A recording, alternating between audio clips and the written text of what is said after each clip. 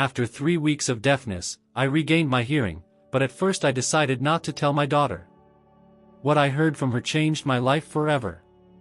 The morning had begun like any other. A faint drizzle tapped against the windows of the modest 2-story house nestled in the quiet suburbs of Portland, Oregon. David Carter stood in the kitchen, stirring a cup of black coffee, his fingers automatically moving through the motions while his eyes drifted toward the empty chair across the table. His wife, Linda, had died nearly 3 years ago, but her absence still filled the room more than any presence ever could. Upstairs, the muffled thud of a door closing signaled that Emily, his 16-year-old daughter, was awake and getting ready for school. Their mornings had grown quieter over the years, and not just because of grief. Words were sparse. They had both learned to move around each other with the delicate caution of people carrying invisible weights. David winced as a strange pressure began to build in his ears, a discomfort that escalated to a sharp pain. He leaned against the counter, blinking through the dizziness that followed. Everything around him seemed to soften, as if the world had taken a step back, retreating into silence. The sound of boiling water, the hum of the refrigerator, all vanished. He pressed his hands to his ears, disoriented. He could see Emily walk into the kitchen and speak, her lips moving with practiced ease, but he couldn't hear a single word. "Emily," he mouthed, his voice lost even to himself. Her smile faltered. She said something again, slower this time, then stopped as he shook his head helplessly. That morning marked the beginning of David's plunge into silence. Doctors were puzzled. A sudden, complete hearing loss, idiopathic sensorineural hearing loss, they called it, brought on by what might have been a viral infection.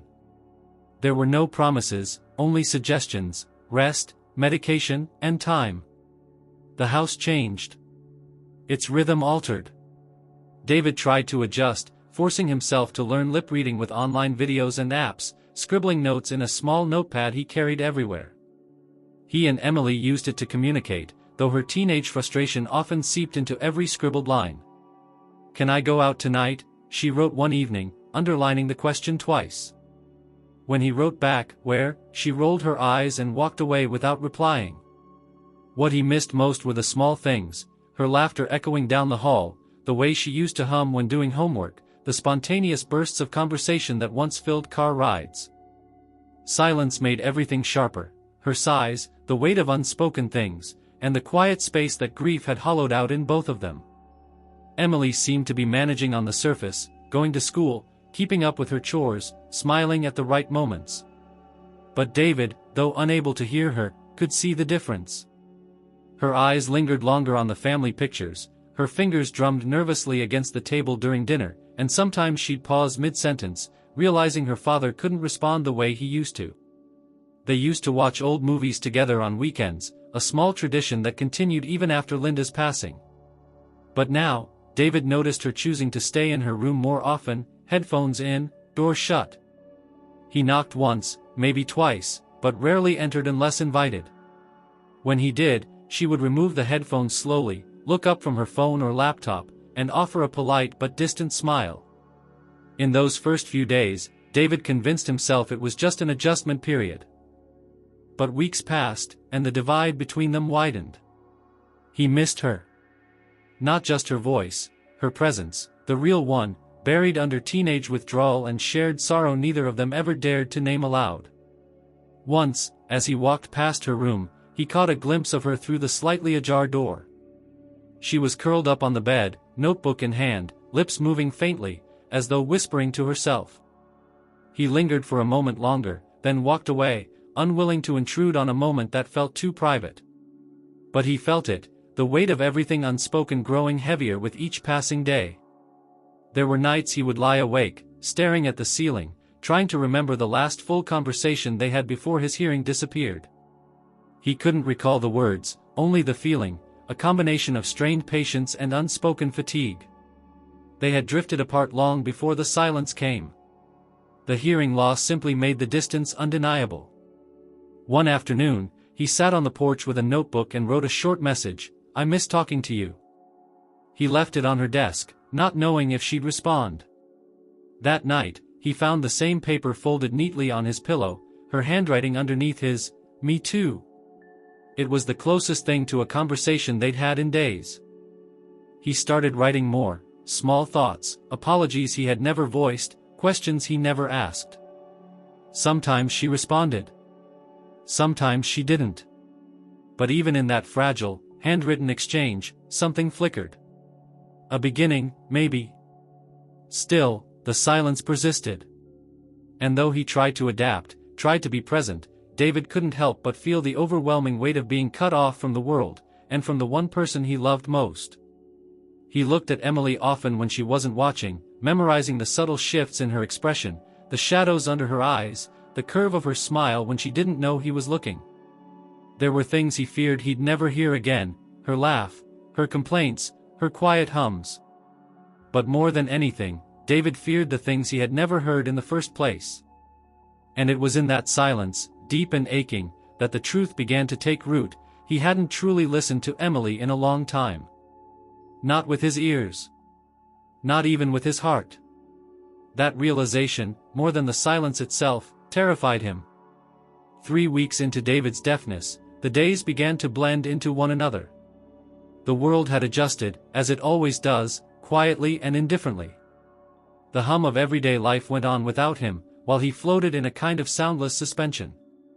There were routines, certainly, breakfast with Emily, long afternoons spent reading or watching television with subtitles, occasional appointments with audiologists and ENT specialists who never made promises, only vague reassurances. Still, David persisted in hoping. Not out loud, of course, not even in writing, but somewhere deep in the unspoken corners of himself. On a chilly Monday morning, the weather undecided between rain and fog, David sat in the waiting room of Dr. Lawrence's clinic.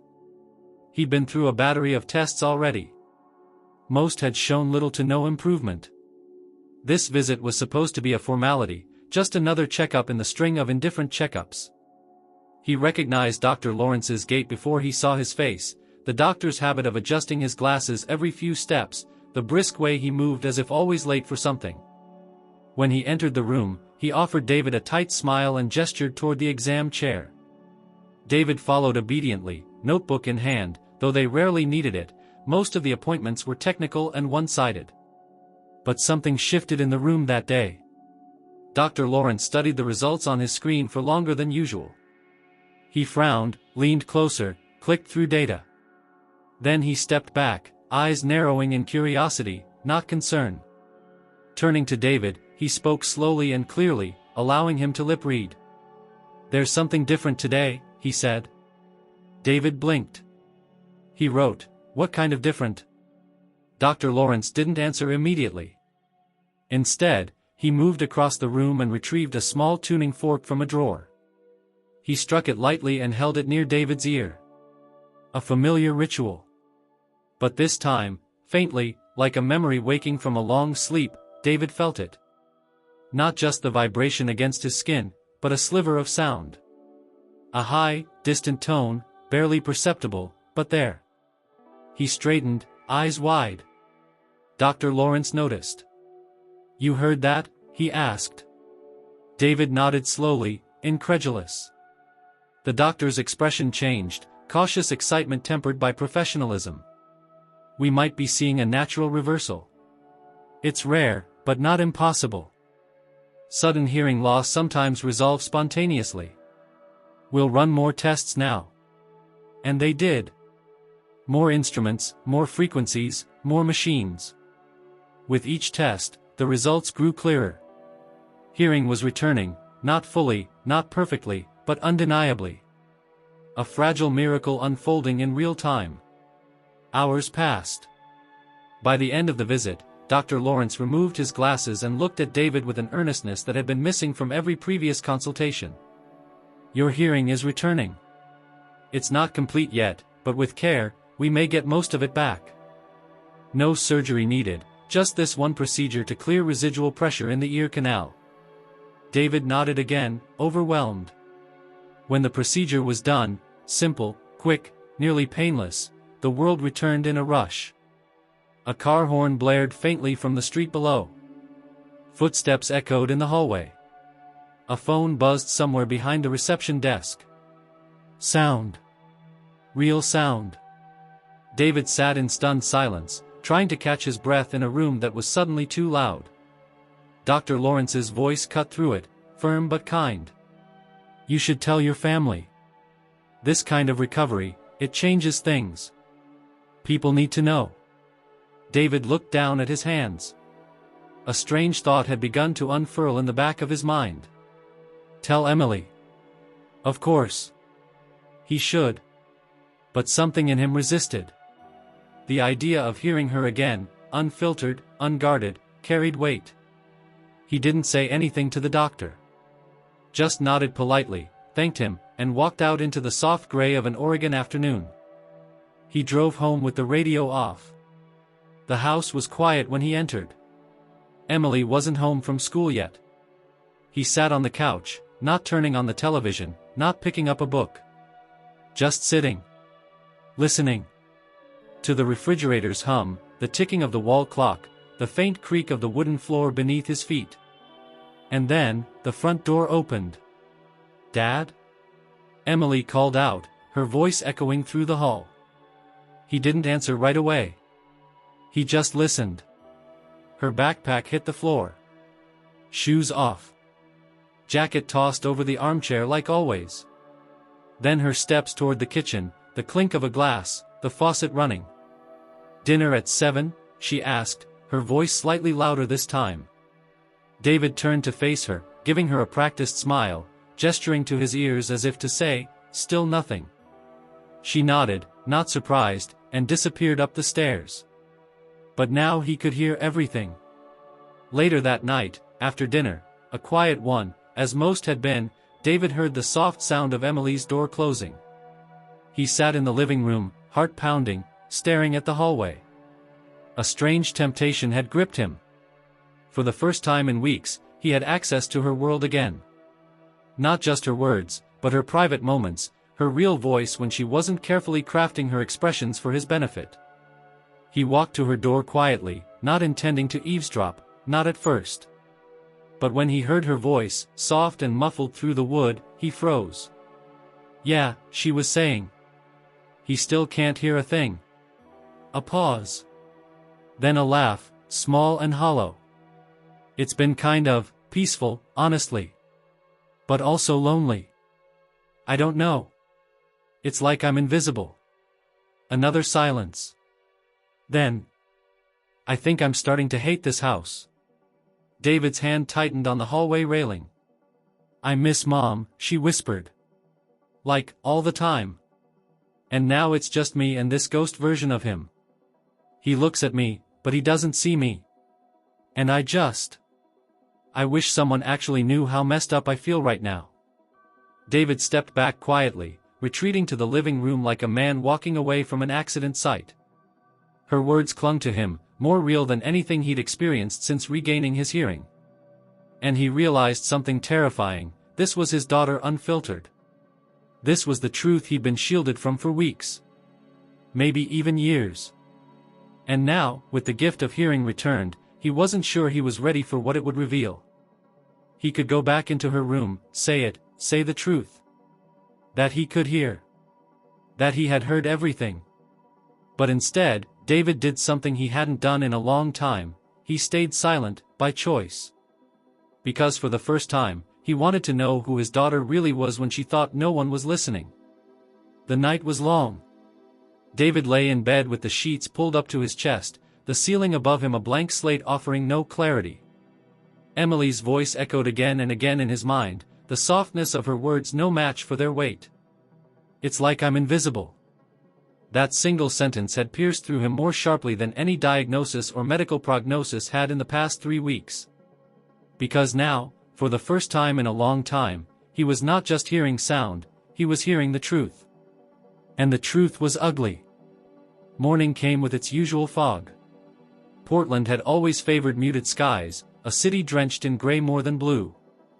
David welcomed the dullness of the light. It felt honest. As if even the world outside understood the quiet ache building inside him. He moved around the house with the same practiced slowness he had developed while deaf. No sudden sounds. No music. No distractions. He didn't want Emily to suspect anything. If she believed he still couldn't hear, then her mask would stay off, and David, for reasons he couldn't yet explain, needed that.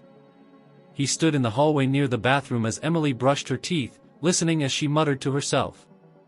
Not words, just fragments, unfinished thoughts, syllables slurred by the foam in her mouth. She finished, rinsed, then leaned into the mirror. "I look like crap," she said under her breath. David closed his eyes. Her self-criticism had never been so audible before. At breakfast, she sat across from him, scrolling through her phone, earbuds in. A world within a world. He stirred his oatmeal, pretending not to hear the faint bleat of music from her ears. She mouthed a quick "bye" before heading out the door for school. As the sound of the front door clicked shut, David let out a breath he didn't realize he'd been holding. Silence returned, but it was no longer the void it had once been. It was now filled with invisible words, remembered whispers, and the unbearable knowledge that his daughter had been living in a parallel emotional landscape he'd never dared to explore. That afternoon, driven by something between fear and curiosity, David made a quiet decision. If he was going to keep listening, really listening, he needed to go further than just the hallway. He started by adjusting the home's layout, not in grand ways, but in subtle shifts. He left his office door open when Emily was around. He spent more time in the living room, appearing occupied with reading or organizing bills. She would think him unaware, still trapped in silence. But now, every sound she made became part of a deeper conversation, one she didn't know they were having. The first real glimpse came 3 days later. Emily had returned from school, her expression tight, her shoulders hunched in that way that suggested more than just a long day. She passed David in the kitchen without a word and went straight to her room. He waited. 10 minutes passed. Then 20. Then he heard the phone call. He moved toward the hallway again, standing just outside her closed door. She was speaking low, but not enough to mask the emotion in her voice. "No, it's not fine." He's still acting like a statue. It's like talking to a wall.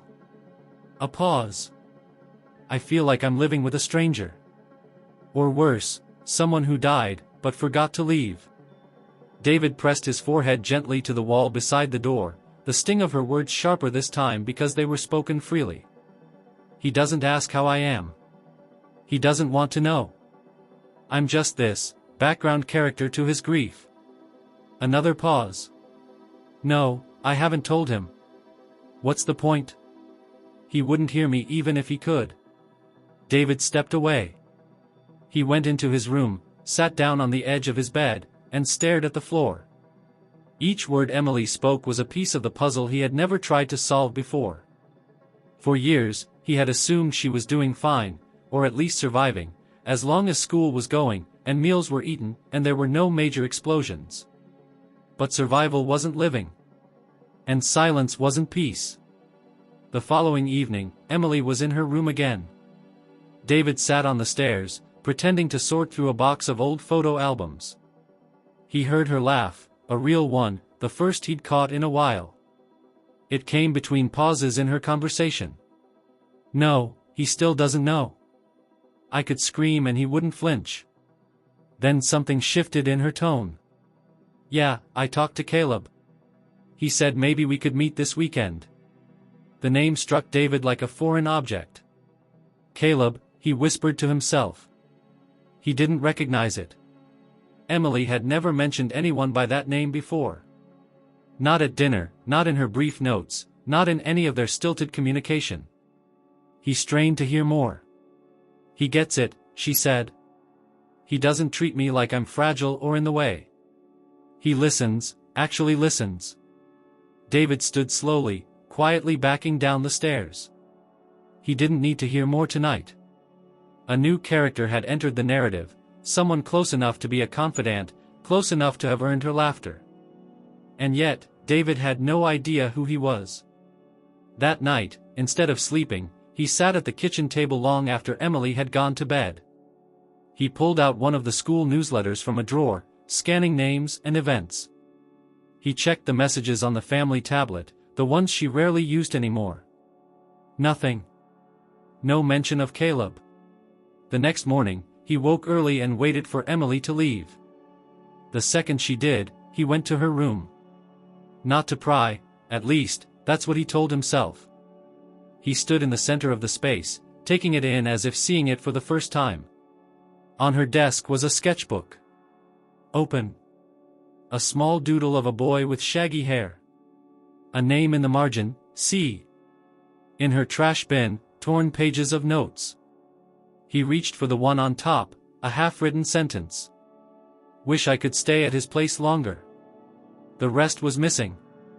David folded the note, sat on the bed, and stared at the carpet. The silence he had once feared had now become his hiding place. From it, he could observe, decode, and maybe even understand. But understanding brought its own burden.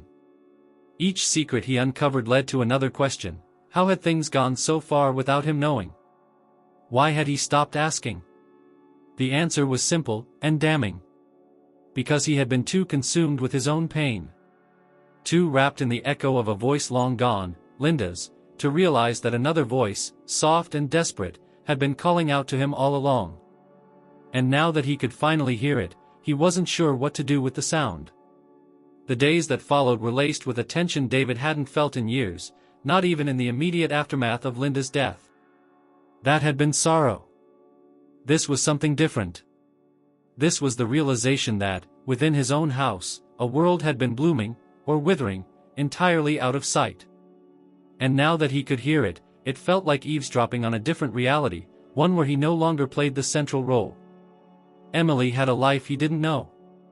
A life that unfolded not just beyond his hearing, but beyond his attention. For years, he had relied on surface signs, grades, attendance, politeness, to convince himself she was stable. But now he understood those were camouflage. Behind the routine was a girl shrinking, bending around her pain and forming attachments to strangers because her own father had become a ghost. On a Saturday morning, pretending to remain deaf, David stood in the kitchen preparing breakfast while Emily hovered nearby, distracted and impatient. She picked at her cereal and glanced at her phone between bites. She wasn't trying to hide it, that much was clear. She didn't need to. "Can I go out for a bit?" she asked, already knowing he wouldn't object.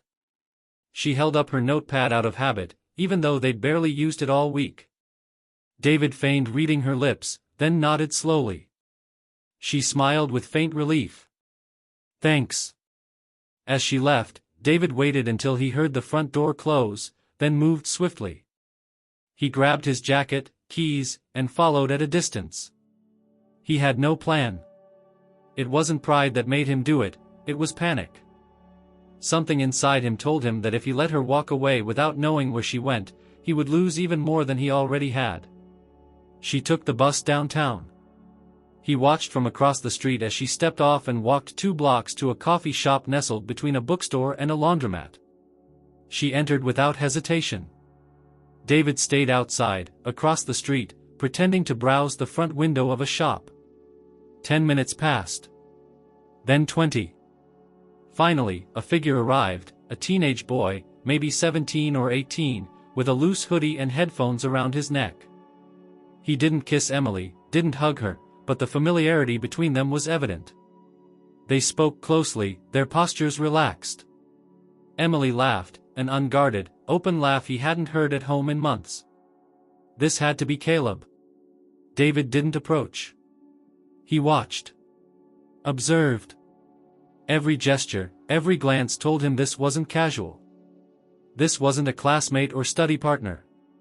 This was someone important to her, emotionally, possibly dangerously so. Caleb leaned in as she spoke, nodded at the right times, looked into her eyes like someone who knew where her wounds were. And that terrified David more than anything else.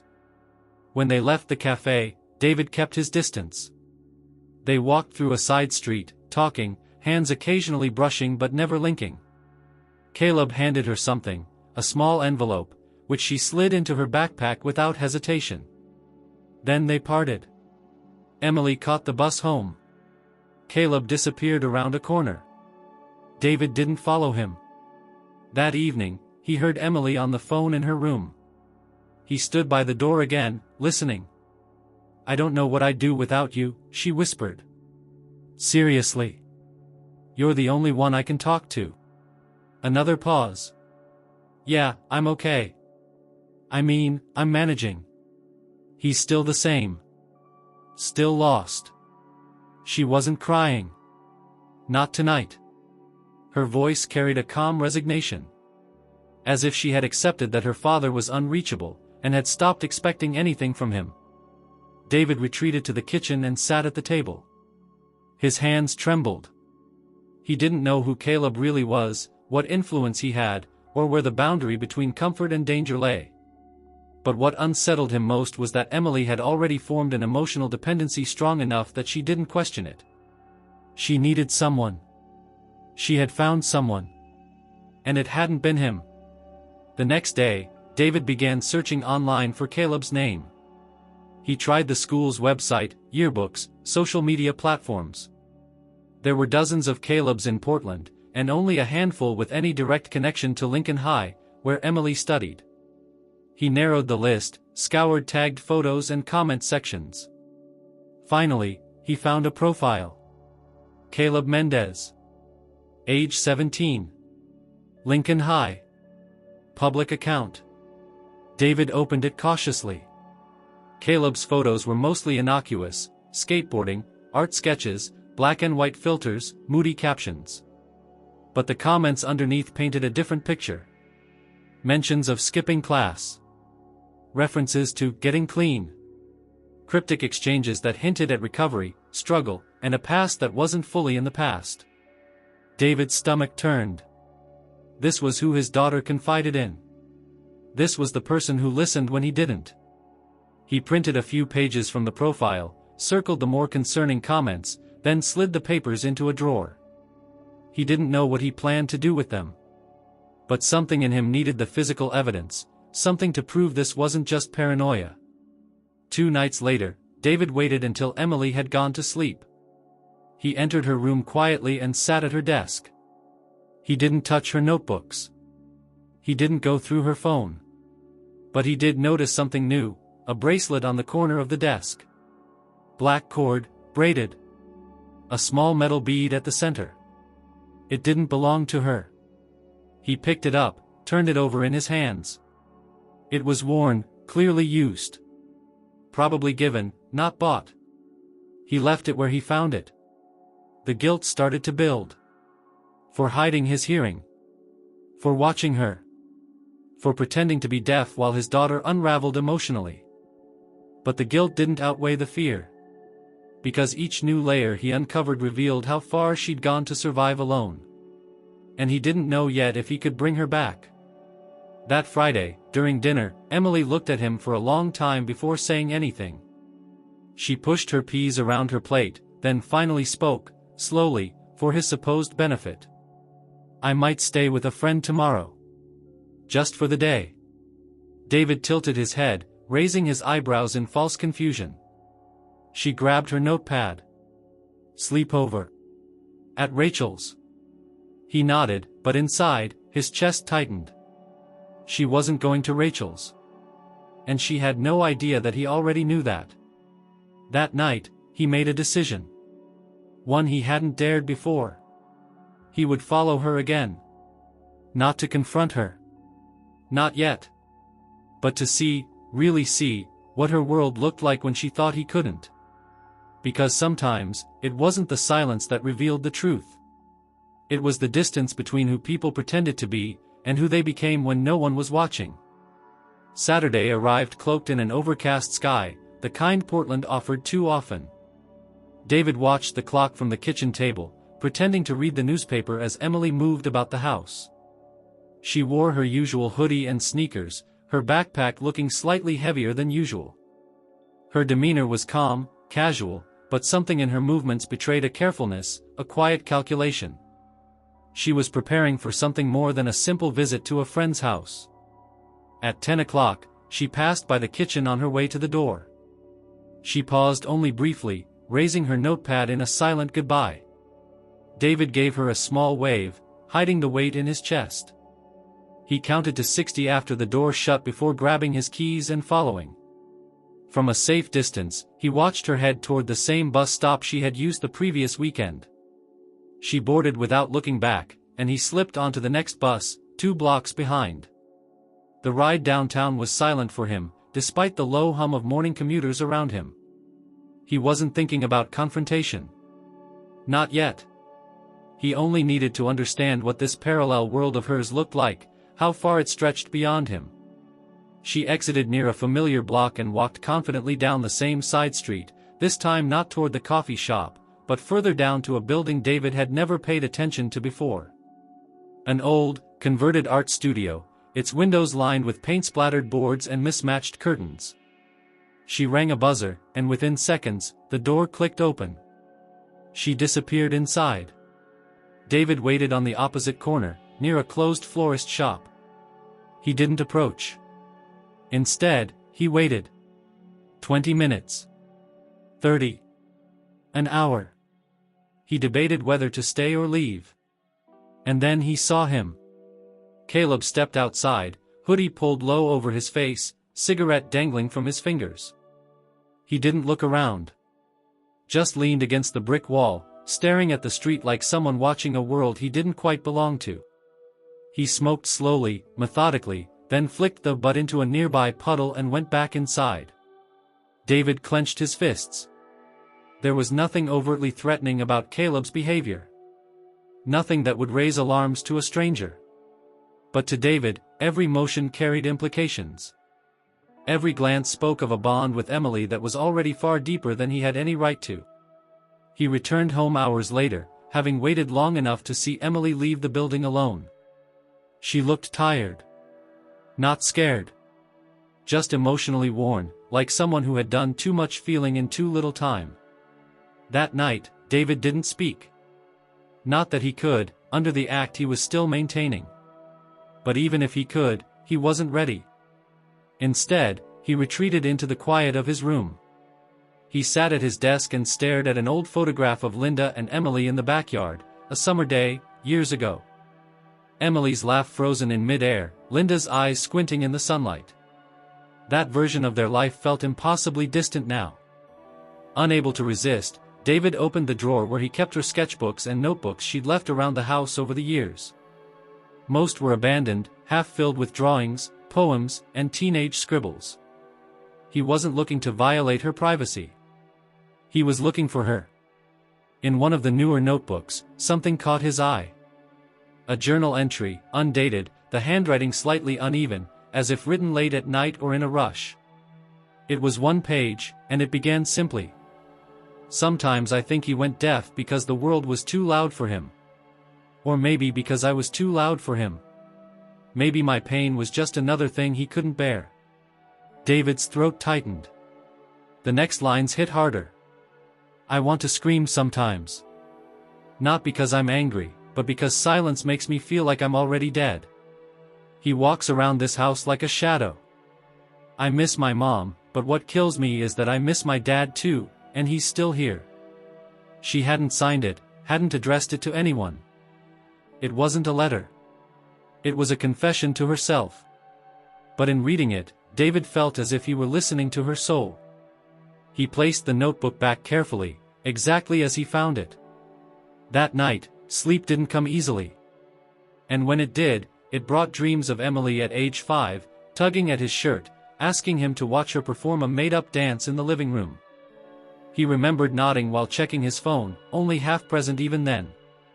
In the morning, he woke up with a decision already formed in his mind. He needed to talk to her, not as the silent figure she thought she was living with, but as her father. A man who had finally started listening. A man who had failed but didn't want to keep failing. But not yet. Not without care. Not without understanding the full extent of what she carried. That afternoon, while Emily was at school, David returned to her room. Not to snoop. Not to pry. But because he felt there was one more thing she had tried to say that hadn't yet reached him. On her desk sat the same sketchbook, this time closed. He hesitated, then opened it. Among the drawings, many abstract and filled with messy emotion, was one image that made him stop cold. It was a rough sketch of their living room, but in the drawing, David wasn't sitting in his usual chair. He was on the floor, curled in on himself, surrounded by smoke or darkness. Emily stood on the other side of the room, her face blank, her hand reaching out, but not touching. At the bottom of the page, in pencil so faint it was almost invisible, she had written, "If he ever comes back, I hope he brings light with him." David closed the book slowly. That night, as he lay awake again, he realized what he had to do first. He had to become someone worth hearing. The days after David read Emily's journal and saw the sketch weighed heavily on him. Everything was different now, though she didn't know it. He could no longer walk through the house with the same passive disconnection. Every glance she gave him, every word she spoke or chose not to, was now soaked in the knowledge that she had been screaming into a silence he had deliberately maintained. Still pretending to be deaf felt more than dishonest, it felt cruel. But revealing the truth too soon, without knowing everything, might sever what little remained between them. He had read her words, seen her pain. But Caleb, the name that now lingered like a shadow, remained a mystery. David knew enough to be concerned. He had seen the way Emily responded to Caleb's presence, heard how she confided in him, and read the emotional undertones buried in her writings. But what he didn't know, what unsettled him most, was whether Caleb was truly safe, or whether Emily had entrusted herself to someone carrying darkness of his own. David needed answers. On Tuesday afternoon, while Emily was still at school, David drove to Lincoln High. He hadn't been there in almost a year, not since a parent-teacher conference that ended with obligatory nods and polite assurances that everything was fine. Back then, he hadn't asked deeper questions. He hadn't known he needed to. He parked across the street and waited until the final bell rang. Students began pouring out the front doors in clusters, backpacks bouncing against their shoulders, voices rising in the afternoon air. David spotted Emily, walking alone at first, until a familiar figure approached from behind and fell into step beside her. It was him. Caleb. David focused on his face this time. The boy was tall, lean, slightly older in appearance than most of the students. His clothes hung loose on his frame, his hair messy in an intentional way. He had a half-smile that didn't quite reach his eyes. As they walked, Emily handed him something, a folded paper, maybe a note or a drawing. Caleb tucked it into his pocket without reading. They didn't hold hands. But there was no denying the closeness. The ease between them wasn't romantic, necessarily, but intimate, the kind of emotional intimacy that often runs deeper than physical affection. It made David's stomach tighten. He waited until they disappeared around the corner, then crossed the street and entered the main office. The receptionist, a woman in her 50s with silver-streaked hair and tired eyes, greeted him without enthusiasm. "Can I help you?" David handed her a written note. His handwriting was clean, deliberate. "I'm David Carter, Emily Carter's father. I've recently experienced hearing loss and am trying to better understand who she's spending time with. Is there a student named Caleb she's close to?" The woman read the note carefully, then looked up at him. "Caleb," she repeated, brows furrowing. "There are a couple of Calebs here. Do you know a last name?" David shook his head. "I'm sorry," she said, not unkindly. "Privacy laws. We can't give out information on other students." He nodded in resignation. As he turned to leave, another voice called out from down the hall. "Mr. Carter?" It was Mr. Bryson, Emily's guidance counselor. He walked over, recognition in his eyes. "I remember you from last spring. Emily's doing well, all things considered." David pulled out his notepad again, quickly scribbling. "Can we talk privately? It's about someone named Caleb. I'm worried." The counselor's face shifted. He glanced at the receptionist, then gestured toward his office. "Of course." Inside, David handed him another note. "She's been seeing someone outside of school. I believe his name is Caleb. I don't know if he's a student here or not, but I saw her with him. He looks older. Maybe he graduated already. Do you know who he is?" Mr. Bryson took a long moment before responding. Caleb Mendez, he said finally. He's known here. Was enrolled until early last year. Dropped out after a string of absences and some behavioral issues. Family situation was unstable. He's been through some things. David's pulse quickened. What kind of things? He wrote. Drugs. Run-ins with police. Nothing violent, but not insignificant either. He's been through rehab once or twice. Lives with an older cousin now. We tried to get him into support programs, but, you know how it goes. David nodded slowly. Is he dangerous? I don't think so, Bryson said, carefully choosing his words. But he's not stable either. He's charismatic, smart, good with words, but troubled. He's the kind of person someone vulnerable might cling to. Is he in contact with Emily? Bryson's hesitation was answer enough. She's mentioned him once or twice. Said he was helping her talk through some things. I didn't realize it had gone beyond that. David sat back in the chair, breath shallow. Bryson continued, Emily's not the type to open up easily. She's quiet, thoughtful. But she's also hurting. She talks about her mom in every other session. Her sense of isolation is deep. Caleb, for all his faults, probably makes her feel seen. David wanted to ask 100 more questions, but he already knew the truth. Emily had gravitated toward Caleb because he listened, or at least appeared to. Because he gave her the emotional space David had withdrawn years ago. And now she had found in a broken teenager the validation she could no longer seek at home. He wrote one final question, do you think he'd hurt her? Bryson sighed. No. But that doesn't mean he won't lead her into places where she could hurt herself. That night, David didn't eat dinner. He told Emily, through a note, that he wasn't feeling well, and she accepted it without question. She spent most of the evening in her room, lights dim, music low. David sat outside her door in silence. Around 10 o'clock, he heard her voice, not on the phone this time, but singing softly to herself, barely above a whisper. He hadn't heard her sing in years. The melody was broken, like someone remembering a song from long ago. But it was real. He closed his eyes, letting the sound wrap around him. She still had music in her. Still had light. He just didn't know if she'd let him near it again.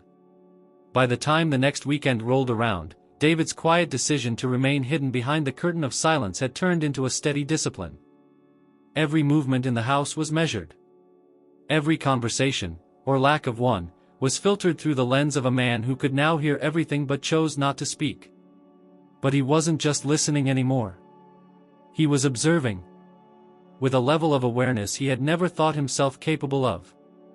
On Saturday morning, David stood by the kitchen window as Emily walked out the front door again, her backpack slung over one shoulder, a scarf tied around her neck. She didn't mention where she was going this time. She simply nodded at him, mouthed a casual, "See you later," and disappeared down the sidewalk. He waited exactly 15 minutes before following. He kept his distance with greater care now. He knew her routine. Knew which buses she took, where she got off, how she walked through the city like someone who'd done it 100 times without supervision. The vulnerability of that knowledge stung, not just that she'd done all this without his help, but that she hadn't even considered needing it. This time, Emily didn't go to the art studio. She walked past it, further downtown, until she reached an apartment complex that looked older than it should. David hung back behind a row of parked cars, watching as she buzzed the front entrance. The door clicked, and she stepped inside. He waited again. 1 hour. Then 2. At last, the door opened, and Caleb emerged. He wasn't alone. Emily stepped out behind him, her hood up now. Caleb looked around casually, not like someone expecting to be followed, but like someone used to watching his back anyway. They walked side by side toward a nearby park, one of those city-maintained green spaces that tried to act as a buffer between the noise of traffic and the stillness of trees. David didn't follow into the park directly. He circled wide, coming around the perimeter until he found a bench half hidden by a hedge, just close enough to keep them in view but far enough that he could remain anonymous. What he saw made his chest tighten. Caleb sat down first, sprawling across the bench with a careless kind of confidence. Emily stood in front of him, speaking with her hands, animated and serious. Caleb listened, nodding occasionally. He wasn't touching her. Wasn't doing anything overtly intimate. But the emotional gravity between them was unmistakable. Then she handed him something. A folded piece of paper. He unfolded it, looked at it, then smiled, a real smile, one that actually reached his eyes. He said something David couldn't hear from this distance, then stood up and pulled her into a hug. It wasn't a romantic hug. It was a grip that held too tightly, like someone afraid of losing something. Emily clung back, her fingers curling into the back of Caleb's coat. They stayed like that for too long. David looked away. That night, back home, David waited until Emily had gone to bed before walking into the living room and sitting in the dark. He didn't turn on the lamp. He didn't touch the remote. He simply sat with everything he had seen, and everything he hadn't been, for the last few years. He thought of how she used to fall asleep in the crook of his arm during storms. How she once begged him to let her keep a firefly in a jar because she didn't understand why anything that glowed should ever have to go back into the dark. Now she was the one glowing, barely, faintly, and she was hiding it from him. The next morning, David made a quiet vow to change that. Not by exposing her. Not by confronting her. But by becoming someone she could trust again. It started small.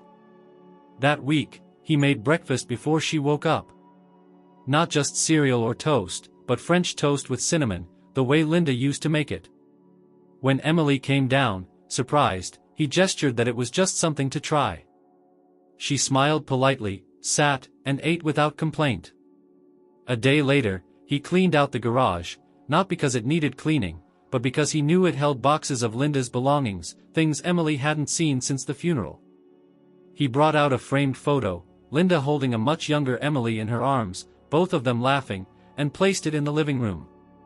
When Emily noticed, she paused. He caught the look on her face. Not anger. Not confusion.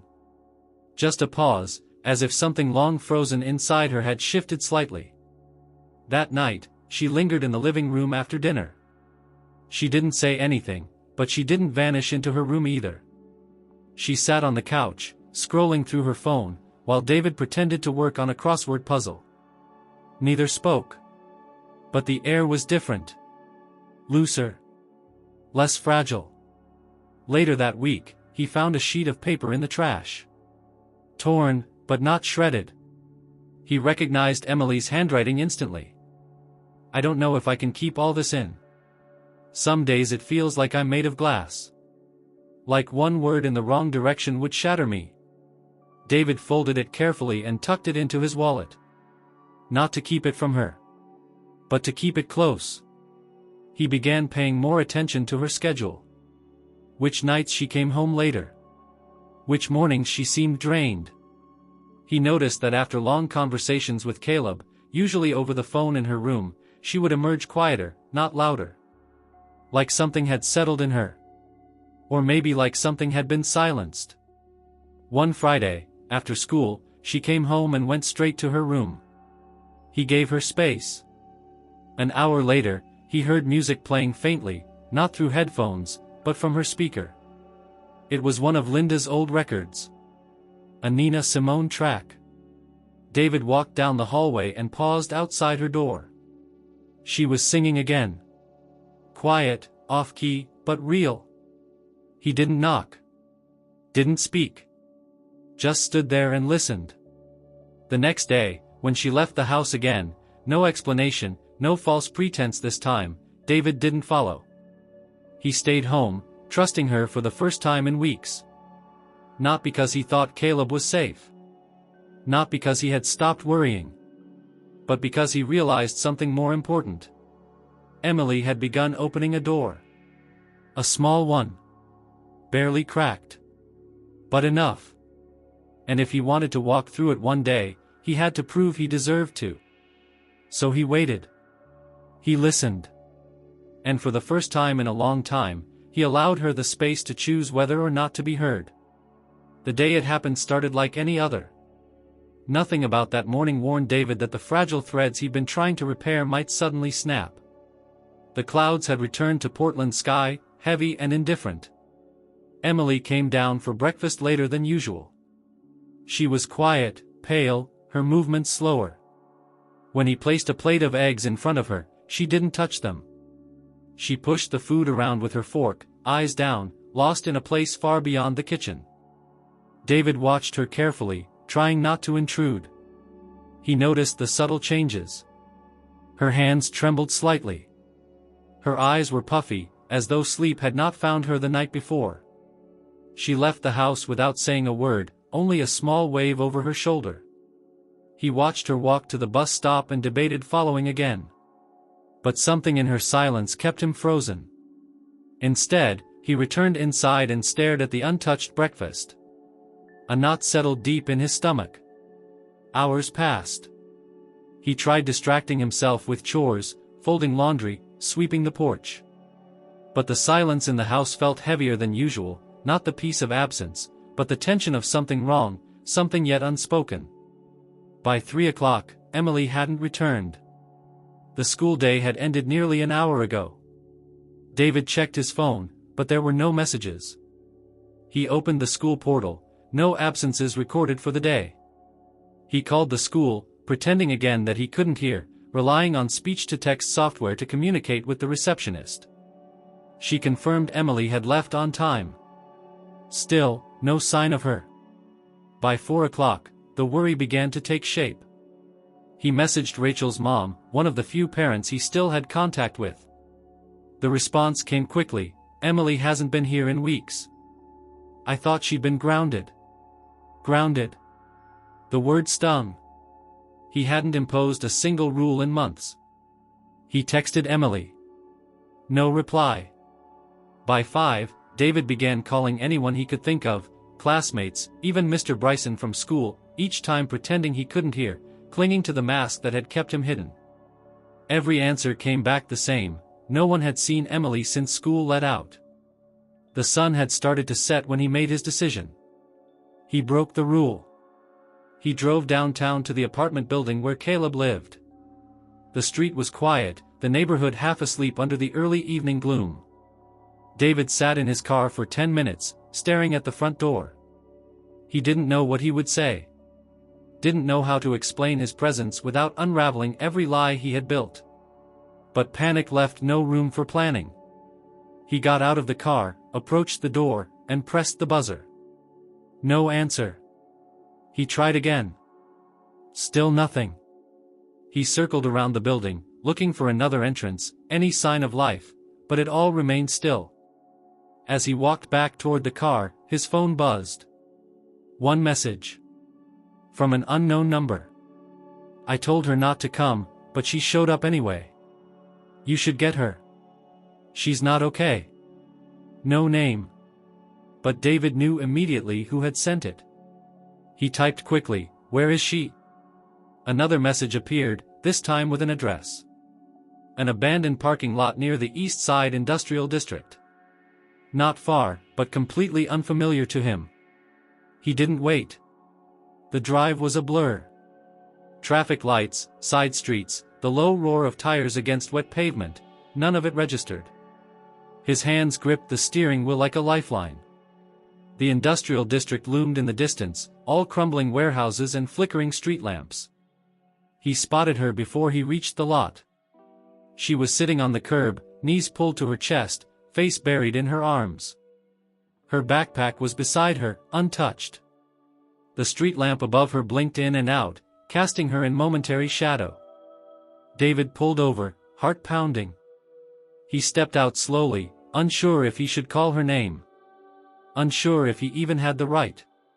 "Emily," he said, voice low, trembling, his voice. She didn't move. He took a few steps closer. "Emily," he said again, louder now, the mask falling completely. "I can hear you. I've always heard you. Please look at me. She raised her head slowly, confusion spreading across her face. She started, then stopped. Her voice broke. You can hear? David nodded. Tears filled her eyes instantly, not in anger, but in disbelief. Since when? He knelt beside her. A few weeks after I lost it. The doctor fixed it. But I needed to understand. I needed to hear you. Not just with my ears. She shook her head, unable to speak. I heard the phone calls. The way you talked to him. The things you've said when you thought I wasn't listening. I know you think I abandoned you. I know you think I can't see you anymore. But I've seen more in these weeks of silence than I have in years of pretending everything was okay. Emily buried her face in her hands, sobbing. I didn't know what to do, she whispered. I didn't come here to meet Caleb. I came here because I didn't know where else to go. I didn't want to go home. I didn't want to go anywhere. David placed his hand on her shoulder, gently. Then this is exactly where I needed to be. They sat there for minutes, maybe more. The parking lot remained empty, silent except for her tears and his breaths. Eventually, she spoke again, voice ragged. I thought about doing something stupid. I didn't. But I thought about it. David felt the world tilt beneath him. I was walking by the river earlier, she continued, and I don't know. Everything felt too loud. I couldn't think. Caleb texted me, told me not to come. Said he wasn't home. But I came here anyway. I just needed to be somewhere. David nodded slowly. You're not alone. You never were. I just made it feel that way. She looked up at him, eyes bloodshot. Why didn't you say something sooner? Because I didn't deserve to, he answered. I'd been deaf long before the silence started. I couldn't hear you even when you were screaming. I thought losing my hearing was the worst thing that could happen. But losing you, that would have destroyed me. She didn't respond. He offered his hand. Come home? She hesitated, not because she didn't want to, but because she was still trying to decide whether she could. But then, slowly, she reached out and took his hand. They stood together, side by side, two broken halves trying to find the space where they still fit. That night, as they drove home in silence, David didn't speak. And he didn't need to. Because she was beside him. And for now, that was everything. The morning after David found Emily sitting alone in that abandoned parking lot, the house felt different. Not fixed. Not healed. But shifted. The silence that had once drowned every corner of their home had given way to something raw and uneasy, a space filled with things neither of them had the words to unpack yet. They didn't talk much that morning. Emily came down to the kitchen late, hair tangled, her expression guarded but no longer distant. David poured her a cup of coffee without asking, and she accepted it. They sat in silence, both sipping slowly, the warmth of the mug between their fingers serving as a kind of truce. After breakfast, she disappeared into her room. David stood in the doorway of the kitchen, unsure what to do next. For weeks, he had listened to her from behind closed doors. He had watched her unravel without daring to step in. But now she knew. Now she had seen the mask come off. And that meant everything would be different, if he had the courage to act. He went to the garage. The boxes were still stacked in the back, dusty and untouched since Linda's death. He had told himself for years that there was no need to go through them. That Emily was better off not being reminded. But he knew now that the silence they had both been living in didn't come from his hearing loss, it had been born long before, the day Linda was taken from them, and neither of them had truly grieved. He pulled the first box down, opening it slowly. Old sweaters, some of Linda's books, a few pieces of jewelry tucked into a velvet pouch. Photographs. Letters. The smell of time past hit him all at once, paper, wood, and something faintly floral. He carried the box to the living room. Emily came out of her room an hour later, barefoot, wearing an oversized sweater she hadn't worn in months. She saw the box on the table and froze. David didn't say anything. He stepped aside and let her approach. "What is this?" she asked softly. "I thought maybe we should look through it together," he said. Her eyes scanned the contents. "I haven't seen this stuff since the funeral." "I know." She hesitated. Then sat beside him. For a while, they didn't speak. They sifted through the memories in silence, pictures of birthdays and holidays, old tickets to concerts Linda had taken Emily to, handwritten recipes in a curled notebook. Occasionally, Emily would hold something up, a hairbrush, a scarf, and offer a quiet, tired smile. Then she reached into the box and pulled out an old camcorder. "Does this still work?" David took it from her and flipped it open. The small screen flickered, struggling to come to life. When it finally did, the sound of static filled the air, followed by a shaky image of a young Emily, no more than 8, dancing in the backyard while Linda laughed behind the camera. Emily covered her mouth with one hand, her eyes wide. "I don't remember this." The audio crackled, and Linda's voice came through, laughing, teasing Emily, asking her to do the dance again. The room filled with echoes of a time that had once been so alive. David watched as his daughter's expression crumbled. "I forgot how she sounded," she whispered. "I tried to remember so many times, but I couldn't hear it in my head anymore." He nodded, his own throat tight. "Me too." When the video ended, she didn't speak for a long time. Then she looked at him and asked, "Do you ever think we just stopped being a family after she died?" He didn't answer right away. "I think we both went silent in our own ways. I thought I was protecting you by being strong. But really, I was just hiding." "You stopped looking at me," she said. "Not just with your eyes, but like you couldn't see who I was anymore." David lowered his gaze. "Because every time I did, I saw her." Emily flinched. "So you avoided me?" He nodded. "I did. And I hate that I did. But yes." She stared at the photo in her hands, one of the 3 of them, taken the summer before Linda got sick. The light in their faces was undeniable. "She would be so angry with both of us," Emily muttered, her voice a mix of grief and something close to humor. David smiled faintly. "She'd slap me across the head." Emily looked at him. "Me too." They sat like that for a long time, the box between them, their grief no longer a silent weight but a living, breathing thing they had both finally named. Later that day, David found himself walking down the hall, not toward Emily's room this time, but toward his own. He hadn't touched the closet in years, hadn't opened the drawer that held Linda's journals. But now, he needed to see what she had left behind. He found them wrapped in an old scarf, 3 journals, all worn, the pages curled from time and the occasional tear. He opened the first one. Much of it was about Emily.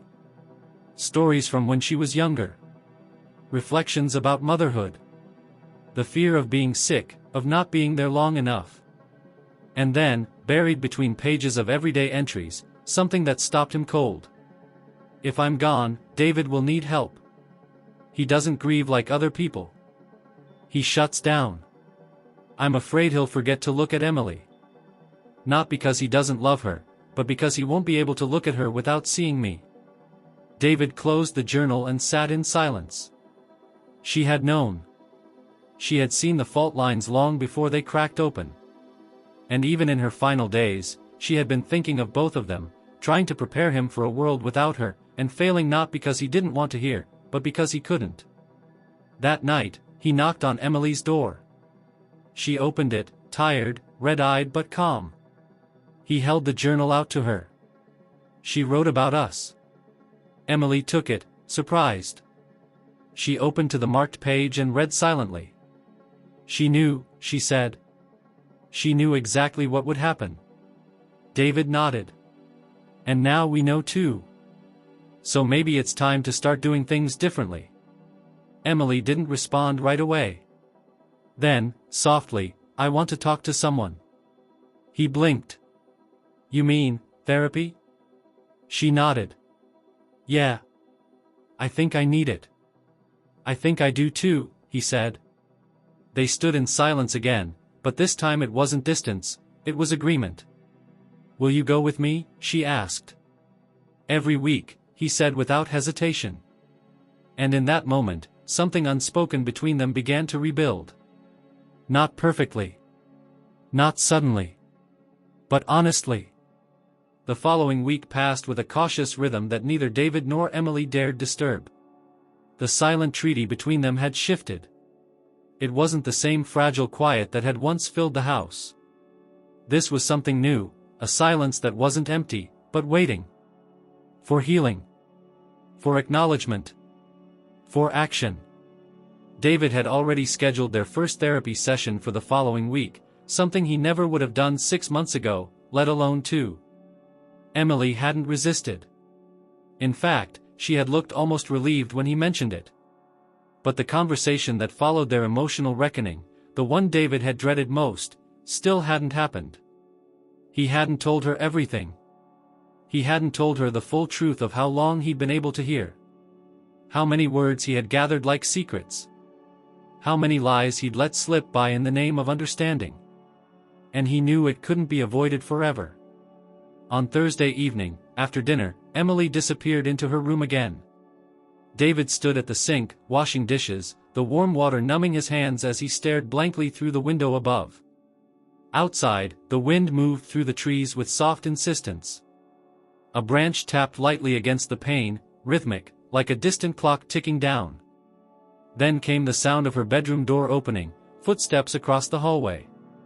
She walked into the kitchen, holding something in her hand, a page torn from her notebook. She placed it on the counter without a word. David dried his hands and looked down at it. One sentence, written plainly in her handwriting. How long did you hear me before you told me the truth? He lifted his gaze slowly. Emily's face was blank, but her eyes burned with quiet betrayal. She didn't need to say more.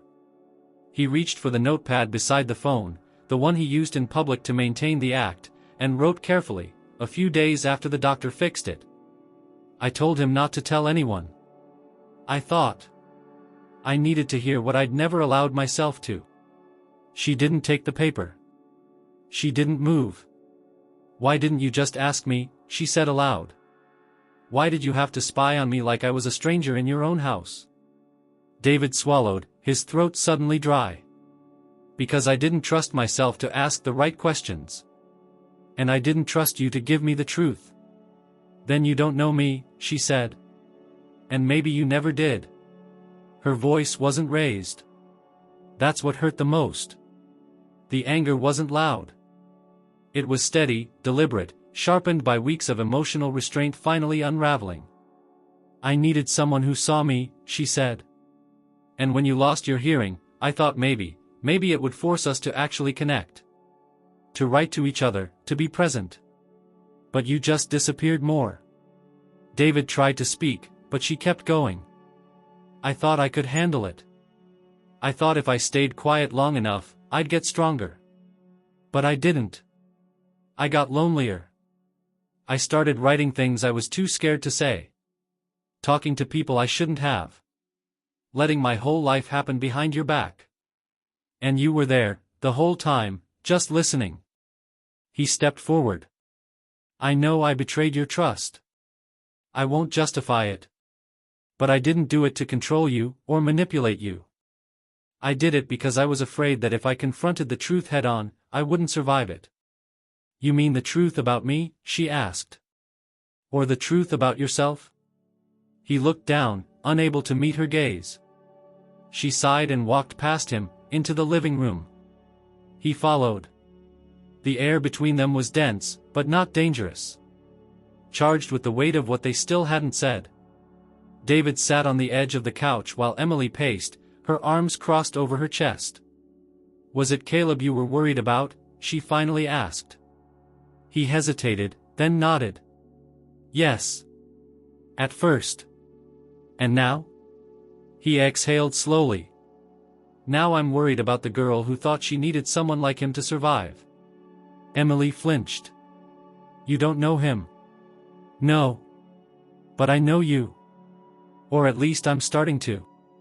And I saw the way you folded yourself into someone you thought would understand. I saw you reach for safety, not because it was safe, but because it was available. She sat across from him. He didn't hurt me. I know. He helped me. More than you did. More than anyone did. I believe that, David said. And I'm grateful he was there when I wasn't. But you deserve better. Not just from others, from me. And from yourself. They sat in silence again, not from avoidance, but because there was too much to untangle in one night. After a while, Emily spoke, her voice softer. I didn't think you'd come for me. That night. David looked at her. I would have run through fire to find you. I didn't want to die. But I didn't want to feel like I was already dead, either. His heart ached at the honesty of it. I didn't want to be invisible anymore, she said. That's all. You never were, he replied. You just had a father who was too broken to see past his own pain. She nodded slowly. Then, without warning, she reached for her bag and pulled out a folded sheet of paper. She handed it to him wordlessly. David opened it. It was a letter. Written to him. Probably never meant to be read. Dear Dad. If you ever find this, it means I was brave enough to leave it behind. I don't know how to talk to you anymore. I don't know if you'd even hear me. But I hope one day you'll remember who I am. Not the girl who walks quietly through the house. Not the one who nods and pretends everything's fine. The real me. The messy me. The loud one. The scared one. I hope you find me. Before I disappear completely. David folded the paper and held it in his lap. He looked up at his daughter, her face open now, exhausted, but honest. I see you, he said. I finally do. She nodded once, tears threatening again, but not falling. That night, they didn't speak further. They sat in the living room, side by side, the silence once again returning. But this time, it wasn't confrontation. It was understanding. Wordless. But full. The following morning, the weight of the previous night still lingered in the air. The letter Emily had shared stayed folded on the living room table. Neither of them had moved it, as if its presence alone was enough to remind them that things had changed. Not fully healed. Not neatly resolved. But acknowledged. David woke early. The house was still dark, the sky outside a pale suggestion of dawn. For the first time in weeks, he didn't feel consumed by uncertainty. Instead, there was a clarity pressing against his chest, a need to finish what he had started, to close the distance that had, for too long, lived between him and the only person he had left.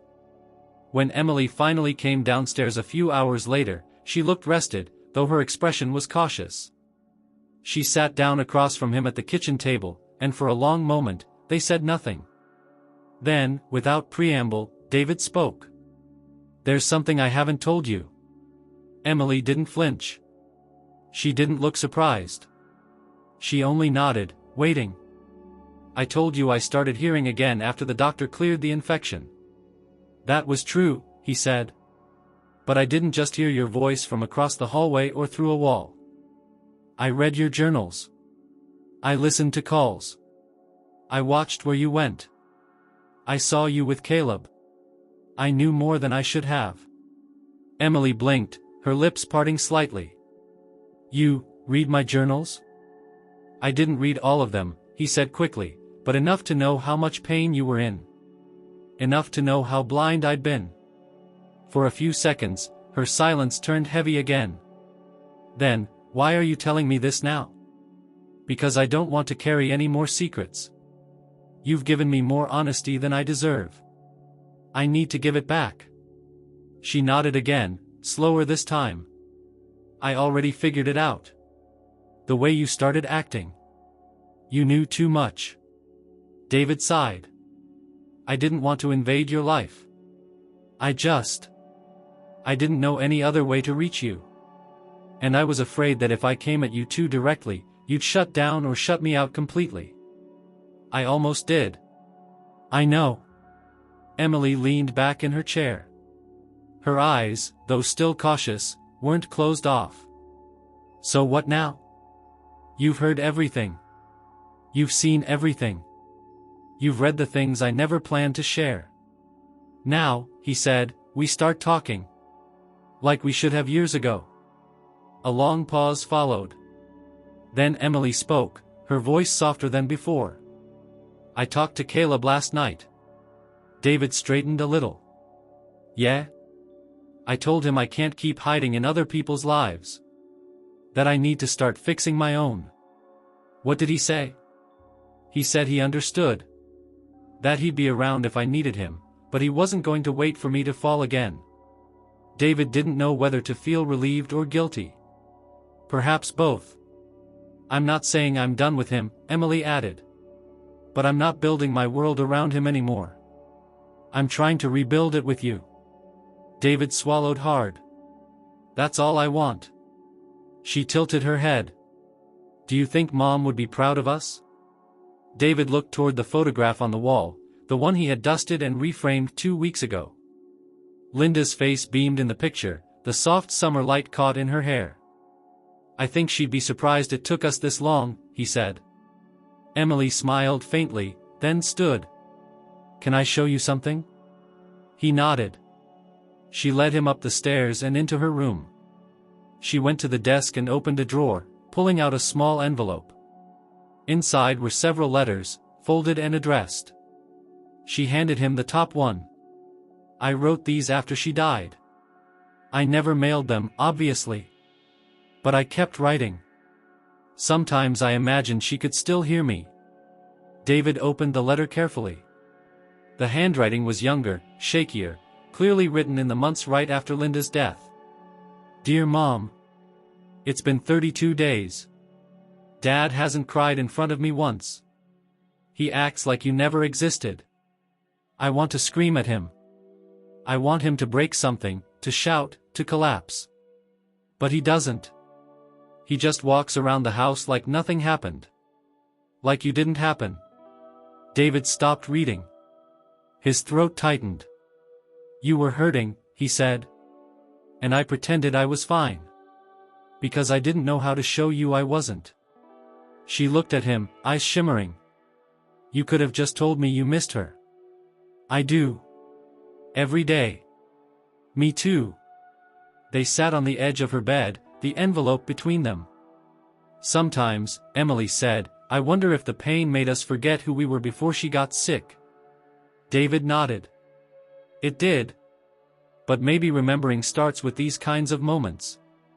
After a long silence, Emily leaned her head on his shoulder. I hated you for a long time, she whispered. Even when I told myself I didn't. I deserved it. I don't want to anymore. Then don't, he said. We'll start over. Together. That evening, David cleared space on the coffee table in the living room. He placed the journals Linda had left, the letters Emily had written, and the photos that had once collected dust in the garage. Then he added 2 new notebooks. One for him. One for Emily. We write in them, he explained, even if we don't always have the right words. We write anyway. Emily took her notebook and opened to the first page. She wrote something, then handed it to him. Thank you for coming back. David stared at the words, then opened his own notebook. He wrote. Thank you for waiting for me. That night, they didn't need to speak aloud. The truth had been revealed. And for the first time in years, they were finally writing a new one. The shift wasn't immediate. Healing rarely is. But the change in the Carter household, once so drenched in silence and miscommunication, had begun to take root in the quiet spaces between old wounds and new attempts. Therapy started on a gray Tuesday afternoon, inside a modest office tucked between a coffee shop and a dry cleaner. The therapist, a woman named Margaret Weller, was in her early 60s and had the kind of voice that made even silence feel safe. She offered no promises and gave no illusions of quick fixes. What she offered instead was a space, for both of them, to speak and listen without masks. Emily was hesitant at first. The first 2 sessions were mostly silent. She responded to questions with short sentences, more out of obligation than trust. David, too, struggled. He spent the first session explaining what he thought grief had done to him. Margaret listened but didn't let him retreat into rehearsed self-blame. She pushed him toward the edges of his own avoidance. It wasn't until the 3rd session that things started to crack open. Emily said something small, almost flippant, when asked about her earliest memory of feeling invisible. It was after the funeral, she said. I was wearing that navy dress she picked out for me. Everyone was crying, but Dad kept telling me to be strong. I wanted to scream. I didn't. I just stood there. I think that's when I disappeared. David didn't interrupt. He didn't defend himself. He only nodded, his hands clenched in his lap.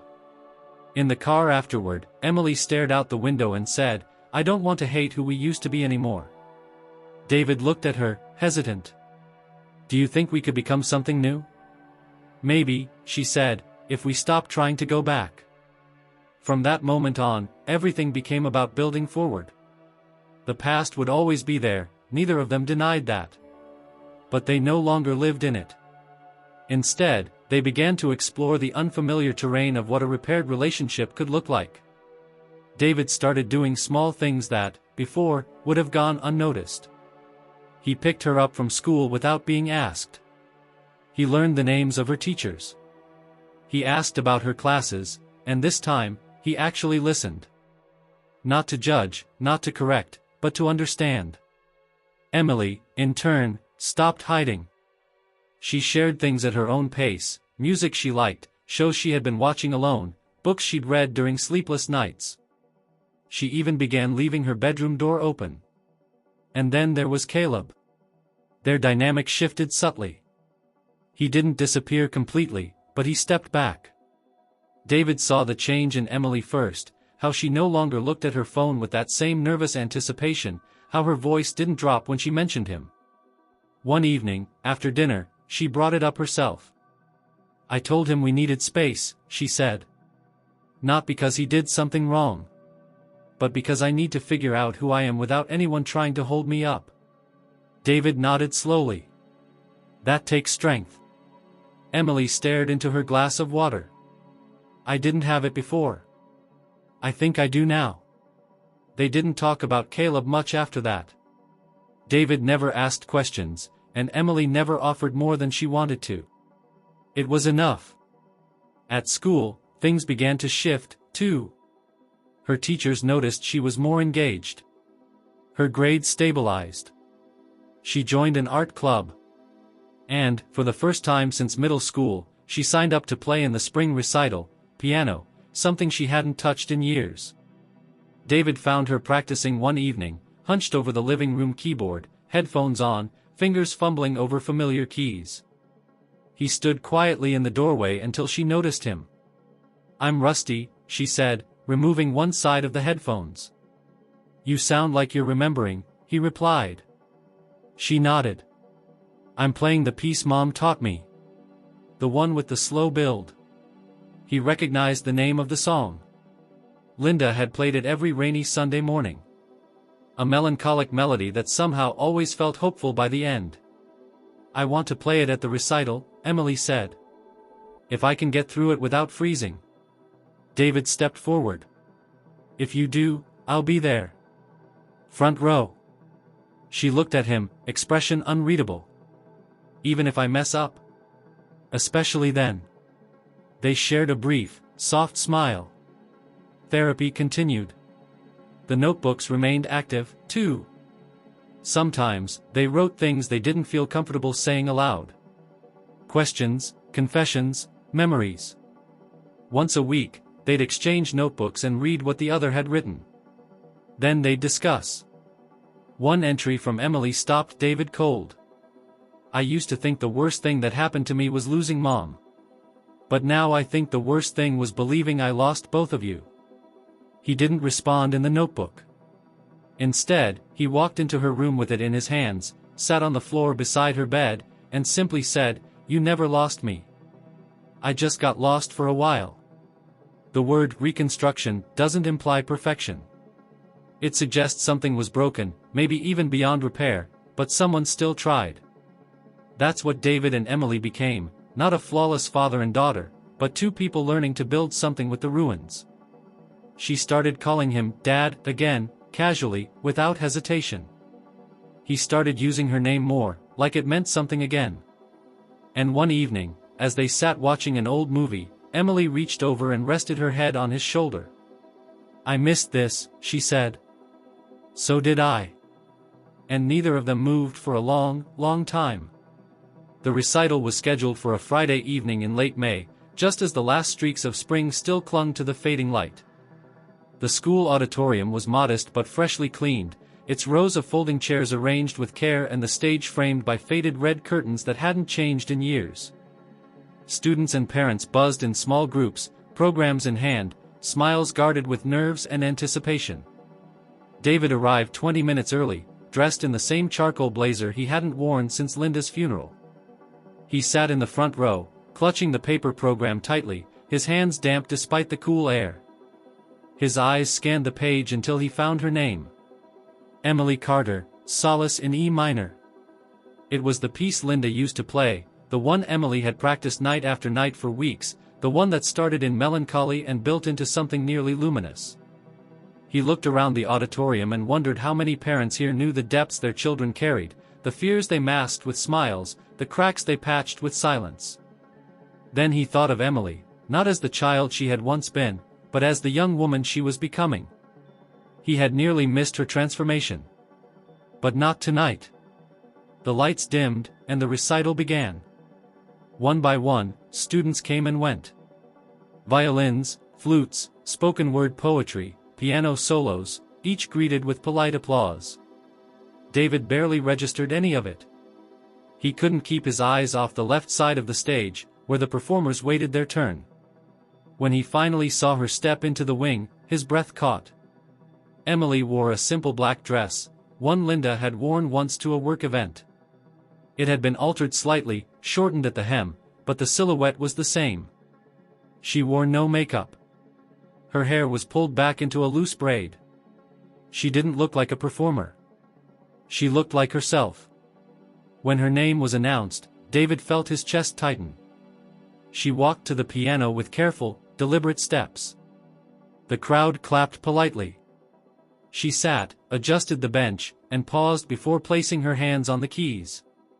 Her back was straight, but not stiff. She took a breath, a deep, visible breath, and began. The first notes were soft, almost hesitant. David felt the entire auditorium lean forward. The melody built slowly, a sorrowful thread weaving through the stillness. There was something about the way she played that made it more than music. It was memory, and longing, and courage disguised in sound. It was not perfect. Her fingers stumbled once, briefly, but she recovered. And when the tempo began to rise, when the melody lifted into the second movement, her body leaned into the rhythm, her eyes closing in focus, her whole being immersed. David watched in awe. He didn't just hear her. He saw her. All of her. The song reached its peak and then descended gently, the notes falling like a quiet rain. When the final chord lingered in the air, she kept her fingers on the keys for an extra beat, as if she were saying goodbye to something. Then she looked up, not at the audience, but directly at him. Their eyes met across the space. She stood, bowed, and walked off stage. The applause was loud.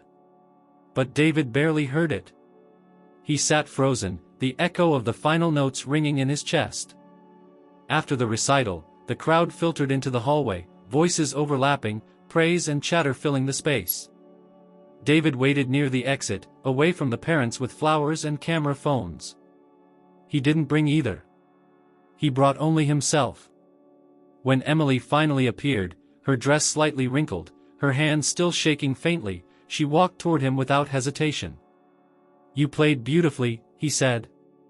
"Not perfectly," she replied. "Perfect would have ruined it." She smiled, tired but bright. "I was scared," she admitted. "Even just walking onto the stage." But once I started, it felt like I wasn't alone. You weren't, he said. They stepped outside together, the sky above them darkening into early night, stars barely beginning to emerge. The air carried the scent of damp grass and something faintly floral from the nearby trees. As they walked toward the car, Emily spoke again, this time so softly he had to lean in to hear her. There was this moment, right after the last note, where I thought about Mom. I think she would have liked the way it ended. She would have loved it, David said. Emily stopped, turning to face him. I used to think I'd never play again. That it would hurt too much. That every note would remind me of her. And now? Now every note still does, she said. But not in a bad way. It's like, playing is how I keep her close. It's how I keep both of you close. David reached out, gently brushing a loose strand of hair from her face. I'm proud of you, he said. Not just for tonight. For everything. For choosing to stay. For choosing to speak. For choosing to feel. Emily blinked, the shine in her eyes not quite tears, but close. I didn't think I had a choice, she said. But you showed me I did. When you came to get me that night. When you listened. Even when it hurt. She leaned in then, and for the first time in what felt like a lifetime, she hugged him, not out of habit, not out of obligation, but with full presence. When she pulled back, she whispered, "Thank you for hearing me. Even when I didn't think you could." And David, whose world had once gone silent in the cruelest way, knew that this moment, this connection, was the most important sound he would ever carry. Not a voice. Not a song. But a daughter choosing to speak, and a father finally listening. Together, they walked into the night. Not broken. Not fixed. But whole enough to begin again.